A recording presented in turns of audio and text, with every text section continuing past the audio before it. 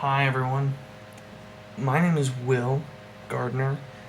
I am a junior student here at Hanover College, and recently, a lot happens with people's faith, and especially for someone who is in college, it can be extremely difficult for people to sort of hold on to their childlike faith that they have when they're younger. I am a Christian, um, actually a fairly new Christian in the true sense of the term. And I've been doing something recently that I think has been helping me a lot with my understanding of the gospel and the Bible.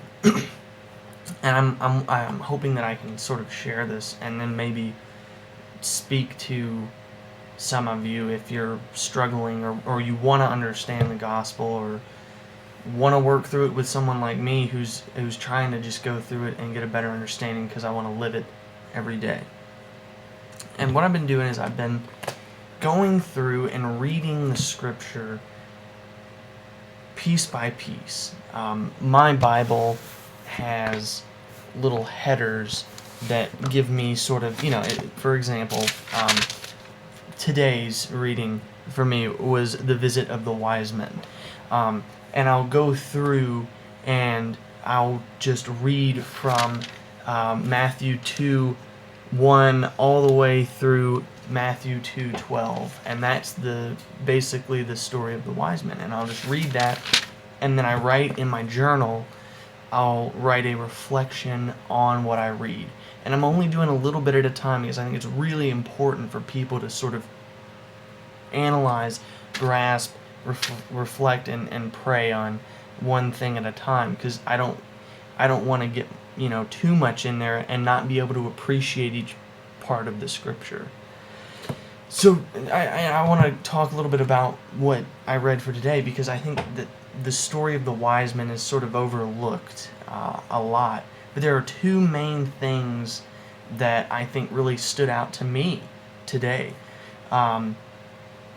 Just beginning at the beginning of this story, the wise men see this sign in the sky. They follow it. They meet Herod. Everyone sort of has a general idea of the way the story goes, but what kind of caught my attention was this blind faith, I think, that the wise men would have had, or the Magi is the Greek word that was used. And they're sort of astrologers, but even so, I mean, at the time period, they would have been sitting in their study and, looking up at the sky for weeks and thinking, there's a star. This star, what does it mean? They're thinking about it, reflecting on it, and then it hits them. It's the star, the king of Israel. The birth of Christ, the Messiah. It's his star. And then they just pack up and go. I mean, it would be like me sitting in my dorm room like I am right now, seeing a sign from God, not fully understanding what it is, and just packing my bags and leaving. That blind faith, to me, is amazing. But at the same time, it's something that I really want. I want that faith. I want that blind faith to just drop my things, be completely, give myself heart, mind, soul to God, to Jesus. Just say, this is a sign. I'm giving myself to Christ. I'm going. Lord, you have given me a sign. Let me follow. That is so powerful to me. The courage, the wisdom that it takes to just give yourself your life, change your life completely, just go. That blind faith is something that I don't know. I don't think that is something that people get out of this that much, but putting myself in that position,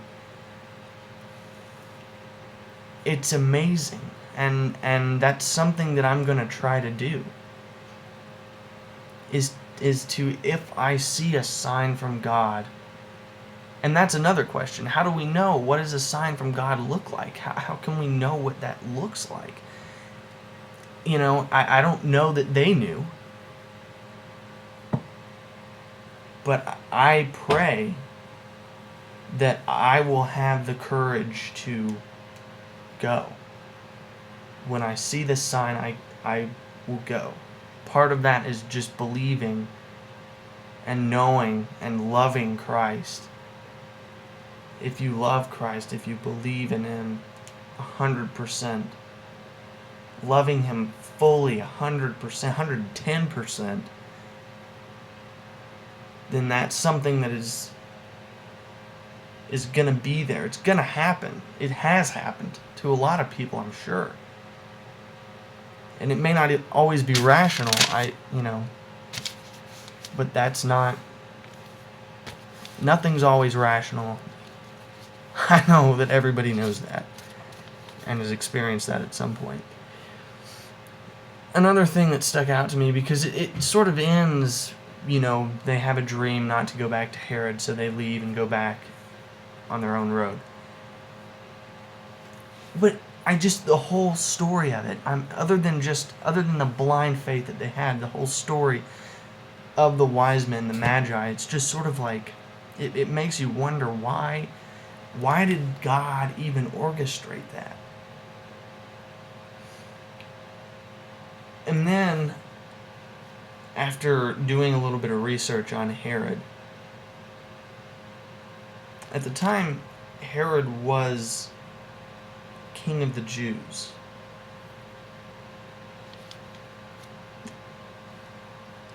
And he was ruthless,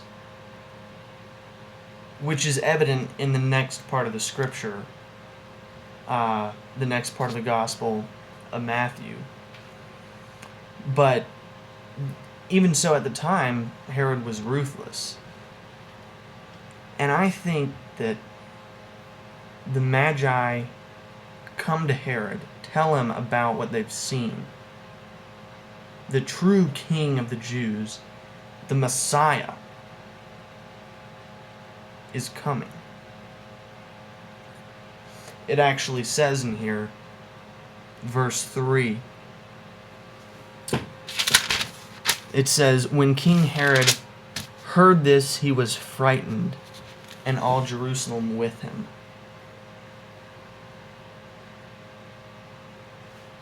Herod ruled ruthlessly with sin. And I think this message, the visiting of the wise men, the revealing of the Messiah's coming, was a message to Herod and to all leaders who lead with sin and rule with sin and are ruthless and don't act according to God. This challenging of his rule, the coming of the Messiah, the true king, the fear that strikes into the heart of the sinner,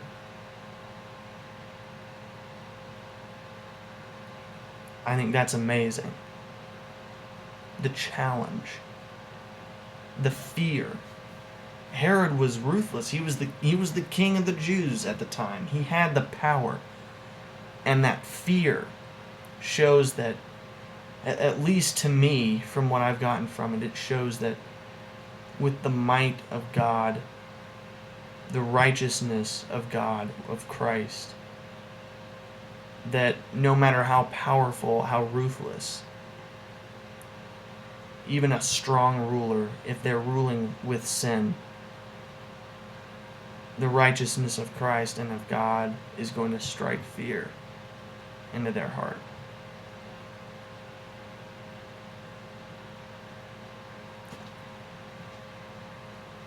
So I hope that I'm I'm definitely not a scholar. I'm hoping that maybe if we can walk through this together as a college student, maybe you're a college student, maybe you're younger, maybe you're older, I don't know, but if you're new to the Christian faith, or if you've been a Christian for a while and you're just looking for something new to do, this is something that I really think helps. It has helped me focus my mind on the gospel. And I think that when I'm done with this, when I've read through the gospel, through the New Testament, I think that my appreciation for it will be 1,000-fold what it always has been.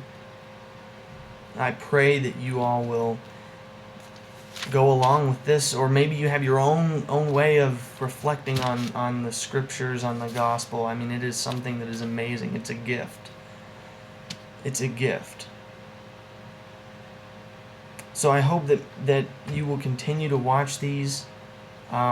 Leave comments if you have any questions. I just, we can't all do this alone. We have to do this together at times. Your reflection is yours, but maybe these videos will be sort of a uniting feature. And like I said, questions, comments, please let me know. It's exciting. It's exciting. And amazing. It's amazing. God bless all of you.